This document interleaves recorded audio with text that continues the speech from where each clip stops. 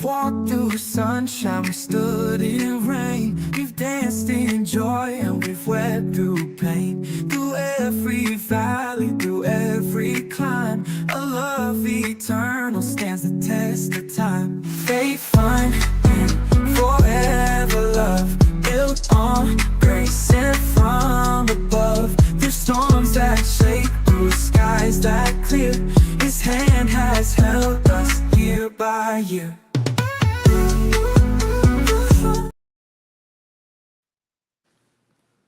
Hola.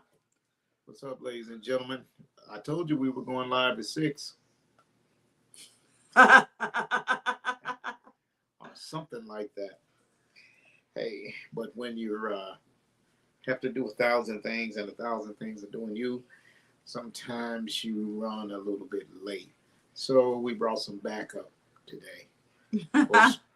She ain't looking like girl. She doesn't look.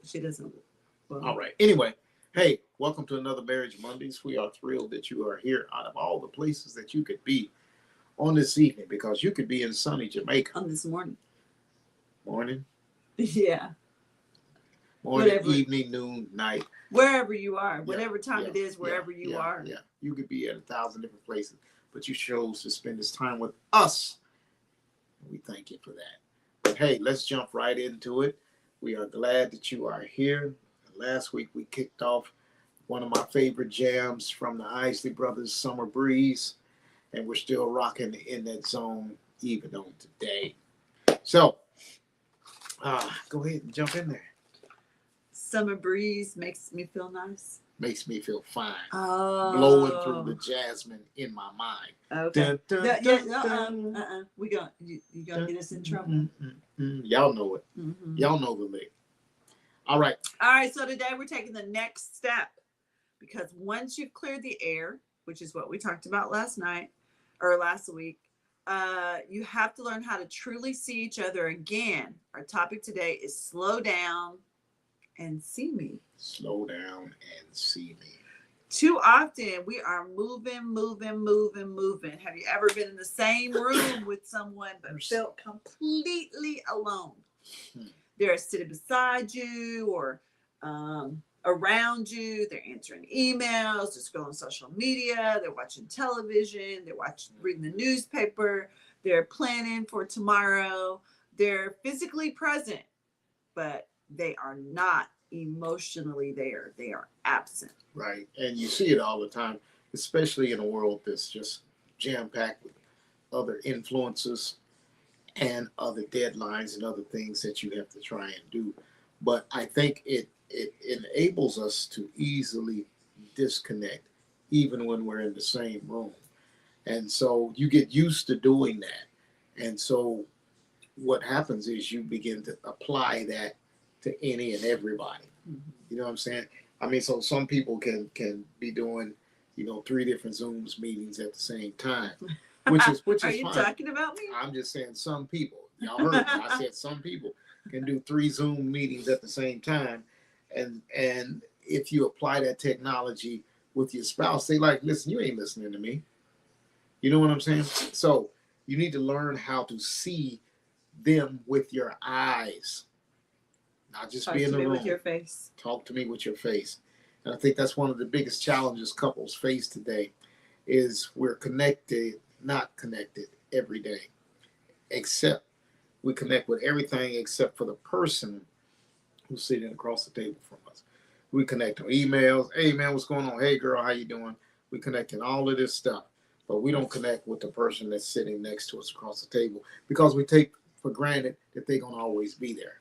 Oh, right. That's good. Yeah, we take for granted that yeah, hey, I can get with them later, right? But well, I think a prime example is, you have people that we've watched on television or social media, and they just you literally talk to them and then they die or something like that. And unexpectedly. And I think sometimes we don't think about the fact that the person may not be there. Right. I think that's true. And you know how it is. We answer texts in seconds. I need some water. You can have some coffee. I hate coffee. I hate coffee. Anyway, Okay. But we answer texts, we answer emails, but when our spouse reaches out, You don't answer my text. Okay, go get some water and I'll keep us going. yeah, keep it going. All right. So one of the greatest ways we tell someone we love them is by telling them you have my attention. Attention is expensive. Everyone wants it. Everybody's vying for our attention. Everything is competing for our attention. But your spouse is the only one that truly deserves to have your attention. When you first started dating, I don't know about y'all, but for us, we were young and all excited and couldn't stay off the phone. And we had to call after 9 o'clock when long distance was free. Y'all remember that? I'm aging myself. Long distance was free after 9 o'clock. So we had to wait till after 9 o'clock to talk. But when we think about that, we always wanted to be together. We always wanted to be talking. We always wanted to be in those spaces. So you couldn't wait. We couldn't wait to hear each other's voices. You hang up first. No, you hang up first. Or somebody would start to sleep, and then you're like, hey, but nobody wanted to hang up. Nobody wanted to get away. Nobody wanted to end the call. And so that's really where we have to get back to. How does our life has gotten so busy and it's so complicated and it's so filled with so many things. I just look at, some of our days, some of the things that we're going through, some of the times when you just, you come home and you're so exhausted, but how do we come back and bring that time together and bring ourselves together to really kind of fellowship with one another before we just drop into bed? And it has to be purposeful, I mean, and I would say maybe it doesn't even have to be at the dinner table, because the dinner table can become routine anyway. Yeah. We're sitting at the dinner table, you doing your thing, I'm doing my thing. We're eating, but we're not together. You know what I'm saying? Yeah. So I think it needs to be purposeful. And even, listen, don't assume that it has to be 30 minutes, an hour. Maybe it could just be 5 minutes of undivided attention. Yeah. Start small and grow as you go. But 5 minutes of undivided attention doesn't take much to make that happen, especially if you have something to say. And I think you ought to go further than that. I think that you ought to set some rules and parameters about it, because we can spend 30 minutes just talking about our day, which is good, but you're explaining what you did, I'm explaining what I did, and are we really connecting, or are we just talking about? Is it transactional? Yeah. Or are we really reuniting and coming back together? Many couples have become excellent managers. Who's picking up the kids? Who's grabbing dinner on the way home? Mm-hmm. Did you pay the light bill? Who's cooking tonight? What's on the calendar? What's your schedule for this week? And I've seen it. We've done it, but I've witnessed it, where we sit down and have, a business meeting. Now, we have business meetings, but we don't want to make it so formal until it becomes our routine. Mm-hmm. And now everything feels like a business transaction and not a relationship. Yeah. Right? Because in a business transaction, somebody can win and somebody can lose. And that's just part of the dynamics of the transaction. Mm-hmm. But in a relationship, can both of us win? Can both of us be happy when we're done? And that's the difference between a business transaction and being in a relationship. Yeah. So I think, one of the things we have to really think about is when we have this discussion, maybe it's a logistical discussion, but when our conversation is over with the responsibilities and all of those things that we have to do, have we really tapped into, do we understand, do we know our spouse's dreams? Do we know their visions? Do we know their feelings? Do we know their fears? Do we know the things that really do matter to them? And are we at a place where we know that they are being heard and being honored in that space? When we think about things that bring us joy, do we know what bring us joy? Did you say that in King James? It sounded like, do you know what bringeth us joy? You must have said it in King James version. So when we think about those things, when we understand and we know what brings us joy, what brings us, what things, are on our heart, on our mind, that's when intimacy can begin to happen. And remember, intimacy is not always a prelude to sex. Intimacy is how we get close together, so that when we're in the same room, we can come and we can feel close, not just feel like, oh, there's, like somebody in your office.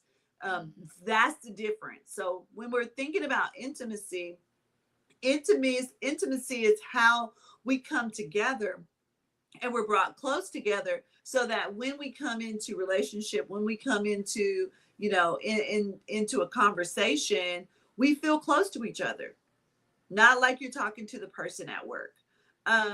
Ooh, yeah, definitely ditto on that. I mean, for real. Well, and I think, again, often when we say intimacy, we immediately go to, bedroom stuff. And there's a level of intimacy that has to happen that has nothing to do with sexuality. There's a level of intimacy of just being close, just not having a chasm between you, not having something that is keeping y'all from being together, being on one, being on the same page. All right. So the thing we want to learn is to learn our spouse. How do I really know beyond the things like he doesn't like peas? I mean, those are pretty surface sort of things, but do I really know what makes them tick? Do I really know why? Can I ask them questions and we sit and we really have intimate conversation and we really get into a place where we feel like we know each other even better? What are you worried about? What concerns you? What are the things that keep you up at night? My husband sometimes I'll wake up and he'll be like, yeah, I listened to you sleep and I listened to Bella sleep all night. I was awake. Well, why were you awake? What was keeping you awake? What is your concern? What is your burden?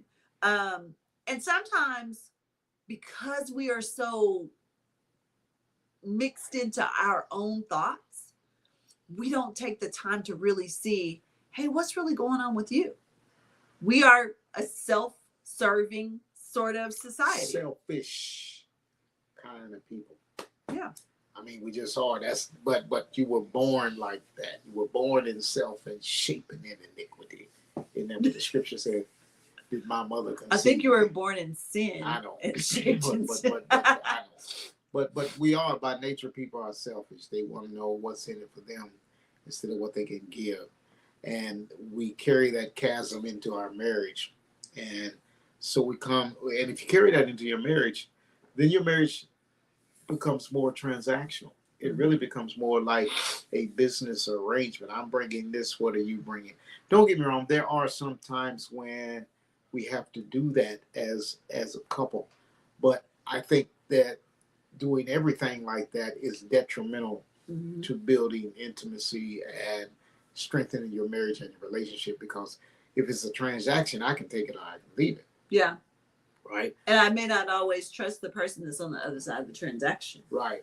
And so if you form that as the basis of how you operate in your marriage, then subconsciously, low key, however you want to call it, things become transactional.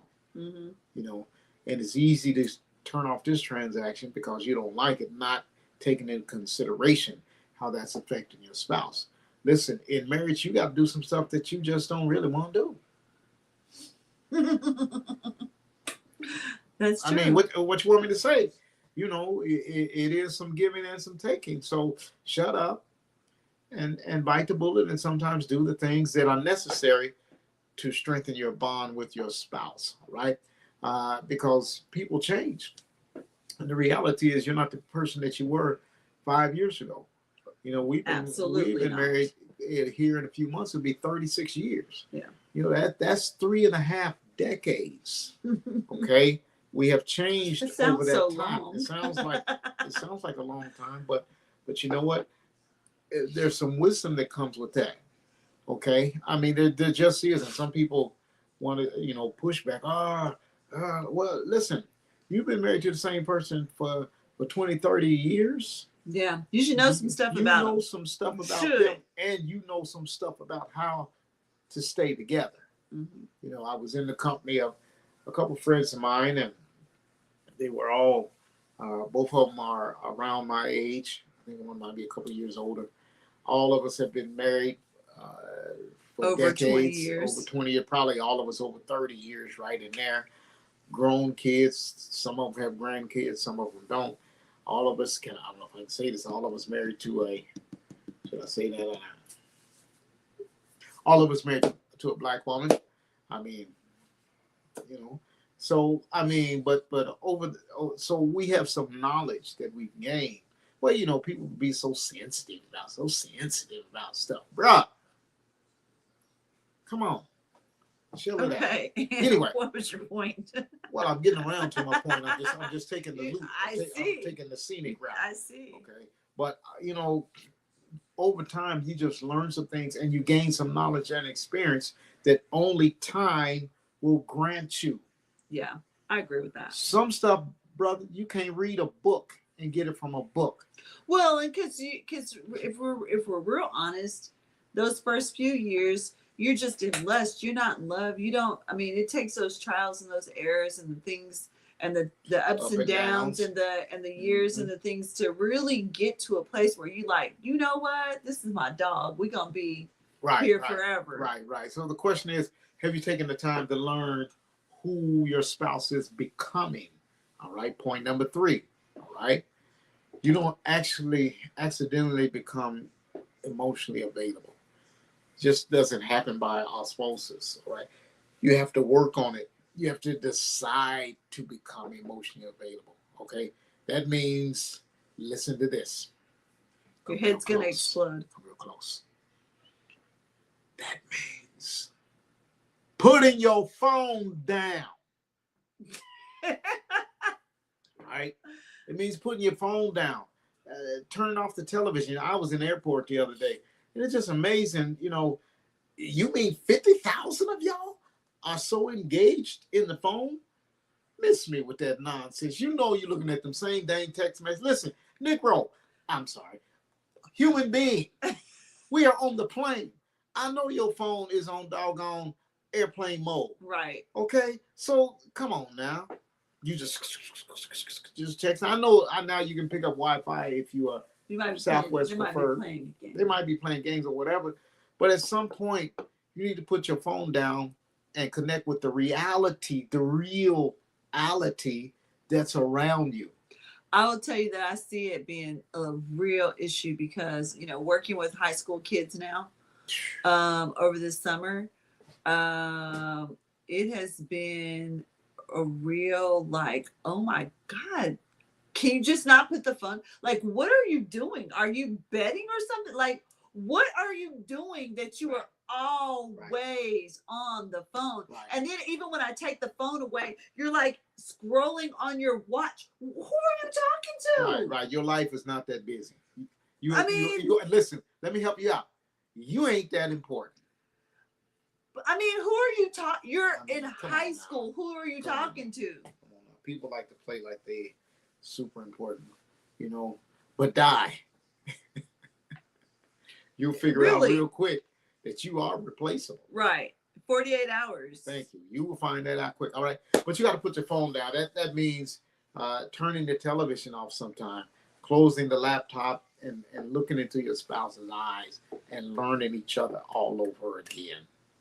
Yeah. One of the most loving things you can say is that you're listening, that I hear you, that I see you, that I really genuinely want to respond to you in a way that is conducive to who you are. All of us don't necessarily have the same love language and we don't necessarily need exactly the same thing. So know who your spouse is and know what they need so that they know that they are being heard, that they are being loved, that they are being accepted. Let me add to that. that they're being loved the way that they feel loved. Yeah. That's a big one. Okay. That's a major one, because if you're showing your expression of love, but it's not the expression of love that I need, then we're missing, Yeah. right? And it still won't feel like love. No. Yeah. And I mean, we've had couples that have come in for coaching, and it's that, oh, I gave him this, and I did all this stuff, and he was like, okay, but that wasn't my love language. So you gave me what you wanted, Right. not what I wanted. Right. And so that's the thing we have to be very conscientious of, is that sometimes when we understand people's love languages, we give people what we want, not what they want. Right. And so when I give them what I want, but not what they want, their cup is not full. And so they still are wanting, and still are lacking, and still are in need. So when we're thinking about what do we do, what are those small things that we can do to build a strong, stable marriage? Sometimes we think, we need a weekend getaway, which, baby, let me tell you, when I get done with all of the things that I'm doing right now, I promise you I'm about to go on a little vacay. Okay. We are. So, sometimes a getaway is a good thing. Sometimes you might need a little cruise, or you might need an upgraded, fancier vacation. But healthy marriages are usually just built on the ordinary things. Like, most of us don't have the ability to, especially if you work a job for someone else, you don't have the time to just get off and go on vacations. But what do we do? What can we do? We were just talking about the other night about, just what are some simple little things that we could do. We were, the other day we were driving in our old car, so it's just, what are some things that you have at your disposal? Maybe it's sitting on your back porch. Maybe it's, just taking a walk around the block. What are some things that you can do that give y'all time together, eliminate the distractions, but don't necessarily have to cost you a whole lot? Right. And those things are all around you. And a whole lot of them are just simply free. You just got to take the time to do it. Okay. So, I mean, some other things. I mean, how many of you, kiss your spouse goodbye, or kiss them when you get back home? Or give them a hug. Or give them a hug. Yeah. I need that. A whole lot of us just forget to do that. Right. Because we're busy. And the assumption is that I'll get to it later. Or the assumption is that, this time won't hurt nothing. So, but it becomes or time after time after time after time. Yeah. But hey, you have to work on that. Don't make assumptions, because you don't know what your spouse is needing in that particular moment. They might be desperately needing a hug. And you're saying, well, when I get back home, I'll give them a hug. You know what I'm saying? You don't know what they're standing in the need of. So, and it's all right to ask, or it's all right to just throw your arms around and say, girl, let me give you a hug. Right. That's exactly how he does it too. Come on over here. Let me give you a hug. Like my good friend David Usher said, come on, let me give you some sugar. Come get you some sugar. But listen, you got to work on this thing. And you got to be thinking about your spouse. Maybe it's a walk after dinner, a laugh in the kitchen, prayer before bed. Those little moments that can become a lifetime of connection. Yeah. If done right. Okay. So be where your feet are. That's good. That's good. Be where your feet are, because you can be here and your mind on the other side of town, right? There's an old song that talks about something like that. So you need to be in the moment. No, there is. I believe you. And I am a firm believer. You've heard me say this before. You need to learn how to live in the moment, because I promise you, moments don't last forever. Yeah. And you'll be longing for those moments. So sometimes you just got to learn to live in the moment. This moment, what are we doing? What am I enjoying? How am I feeling? And learn to cherish that. Because if you've ever lost a parent or a sibling, you will know very candidly that moments unfortunately don't last forever. And no matter how much you long for them to come back, when they're gone, they're gone. Mhm. So learn to live in the moment that you're in, all right? When I'm home, when you're at home, be home. Be home, all right? Not just physically, but mentally, emotionally, spiritually. When you're home, be at home. I don't like, we have visitors, but, I like living out in the country, right? Because when I'm home, I'm home. When I'm home, I don't want my phone to ring. Don't get me wrong, people call me. I'm okay with that. But I'm a little bit okay with that. Are you okay with that? Sometimes I'm okay with that. I mean, when I'm home, I'm home. Business stops for me. And everybody can't do this, and I understand that. But business will cease for me when I pull in my driveway. Okay? And I mean, if you don't grasp that, then I help you understand that. Okay? I mean, I just do. Listen, why? Because if I don't set boundaries, your boundaries will become my boundaries. And that's going Absolutely. to be a problem. And people treat you according to your boundaries. Right. So, hey, 5 o'clock, I'm off till tomorrow. And so you set up those boundaries, all right? Yeah, and I think the thing is that you have to make sure that your spouse doesn't have to compete with all of your other things that are going on. Don't say it. Don't have to compete with what? They don't have to compete with all of the things. I mean, it could be the phone, it could be computers, it could be all of the things, all of the distractions that are there. I talk to wives all the time that say, I lose my husband every day to the game. Because he's, comes home and, oh, this is my way to relax. Well, if you get on the game at 6 and get off at 11. You talking about the game? I thought you was talking about like Space Invaders, not Space Invaders, but whatever. You talking about like a PlayStation computer game. I thought you was talking about like the football game or the basketball game. Well, I mean that too, but I mean those are a little less. But I mean people can get on the game anytime they want. Right, and then they're and they're talking to other people in other places, and the spouse is sitting there like, hello, I'm right here, but you're talking to Jim Bob over in who knows where. And I think that's some bull crap. I mean, allocate some time. If you need to come home and depressurize or whatever you want to call it, by getting on the game. Okay, well, cool, get on the game, but bro, in an hour you need to be off the game. Yeah. Right. I mean, set some parameters. It's 2:30 in the morning. You talking about one more round? No, you need get off the game. Get some discipline. How about let's just call it like it is? Get some discipline in your life so that you can actually tell the game no.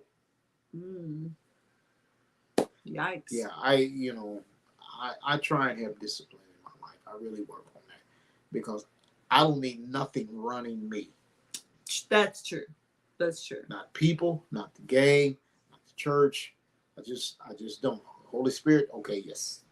But outside of that, I don't need people running my life. I don't need people running my marriage. You don't need people running your life. So you have to discipline your life. Otherwise, your life will run itself. That's true. And you're busy being busy, right? Yeah. And not getting nothing done. And I think, when we start to look at it and we start to evaluate, most of the time our spouses aren't necessarily asking for, bigger houses or more vacations or any of that. They really just want us to be present, us to be in the moment, us to just do the things that we need to do together, and just so that we can feel close. Yeah, I like that. But I want to say this part. Everyone wants to feel chosen. I mean, and as a man ages, it becomes even more critical for this from a male perspective, for his spouse to actively help him to see that I choose you. And when you say that, it made me really think about how, you get these men and they're quote unquote a midlife crisis. And part of the reason why they struggle with that part, and there's that midlife crisis, is because most of the time their wives are about in the same age. They're both going through a midlife crisis at the same time, and everybody's trying to figure out, do I still have it? And there's those pieces in which, if we're not careful, we're looking for other people to tell us that we're still viable, we're still sexy, we're still, still have all of those things. When if we take the time to tell each other, nobody else has to. We don't have to try to get that validation from anybody else. Let me ask you this though. But so I agree with you 100% on that. But my question becomes, is it that you really want to hear it from somebody other than your spouse? And is that the validation that you're looking for? I mean, it could be. I mean, I can't speak for other people. It's not for me. But I mean, I think sometimes because we are in those spaces where we're trying to figure out, do I still have it? Is there somebody, I think that's the problem. Like you get into those spaces, and because spouses are going through their own things too, y'all aren't validating each other, and so then you begin to look for it outside of that. Yeah, we need to continue that conversation because I got some more thoughts on that, but I'm gonna table it. Well, I mean, and that may be one of those discussions that we bring in some more because couples, I mean, think you start doing things that you used to not do. So where are you looking for this validation from? You understand what I'm saying? Yeah, I do. I mean, but I think that's where we talk about, when we're talking about slowing down and seeing me, how do you slow down before you get to those points? How do you slow down and have those conversations? How do you get to that place where you're not looking for it from somebody else? Because what you have is satisfying you. Right. You know what I mean? And so, make sure that you're noticing those small things. What's offending, what offers you good things, what is something that we need to really work on. All right. Song of Solomon, our scripture is Song of Solomon 2 and verse 10. My beloved spoke and said to me, arise, my darling, my beautiful one, come with me. I started to mess that up, but I'm not going to do it because I need you not to. Yeah, because this is the PG version. Right. This is not. Brothers, y'all know where I was going on that, don't you? Yeah. Come on, you know where brother was going. Let's not do that. Okay, I didn't do it. You're trying to get me kicked off the airways. I didn't do it at all. All right. So, but he says, beloved, my beloved spoke and said to me, arise, my darling, my beautiful one, come with me.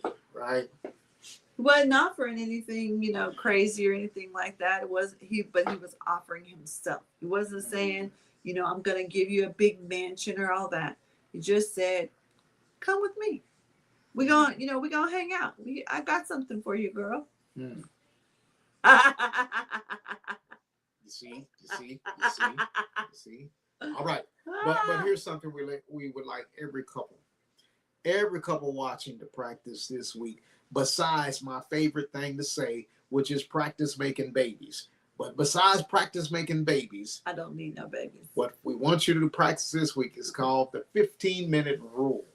Every day, spend 15 minutes uninterrupted together. If you can't do 15, make it a guaranteed 5. Okay, so you can call it the 15-minute, you can call it the 5-minute rule, but spend that time uninterrupted together. No television, no phones, no discussing bills, no talking about the kids. Just ask this simple question: how are you? No, really, for real. How are you?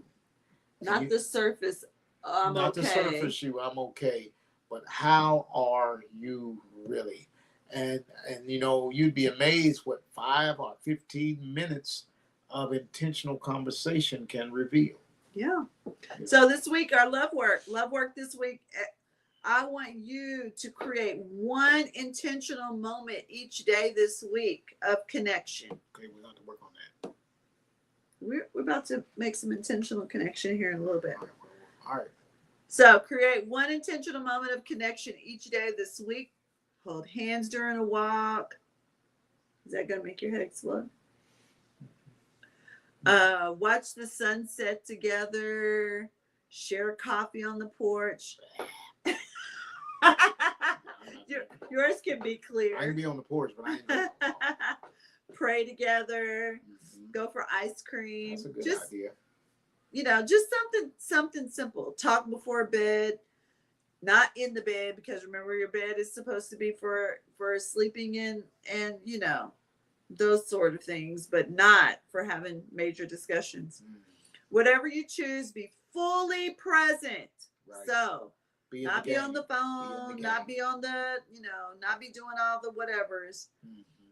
Answer these questions together. When do you feel most seen by me? Mm. What distracts us from each other? And probably it's social media, phone, and all of that. Right. What small habit would help us to stay connected?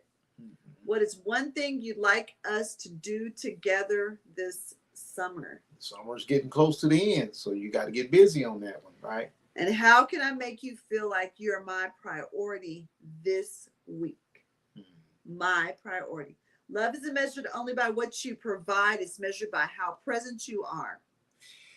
Because truthfully, I mean, people rarely remember every gift that you bought, Don't even know where they are. right?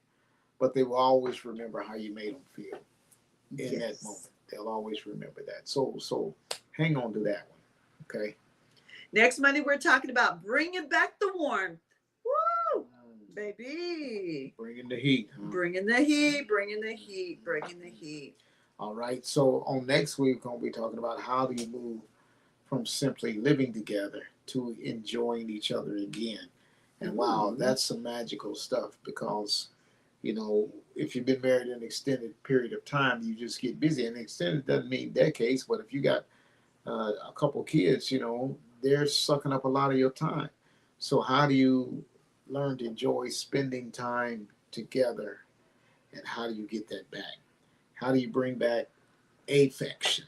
Ooh. All right, friendship, romance, all of these things that are part of your happily ever after.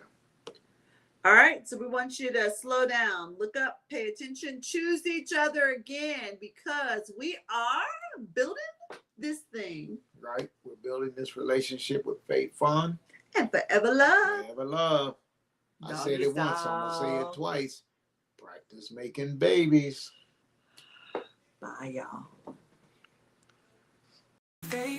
Thank you for watching, and make sure that you join us on YouTube and our webpage, Marriage Encounters with Bill and Michelle at Weebly.com.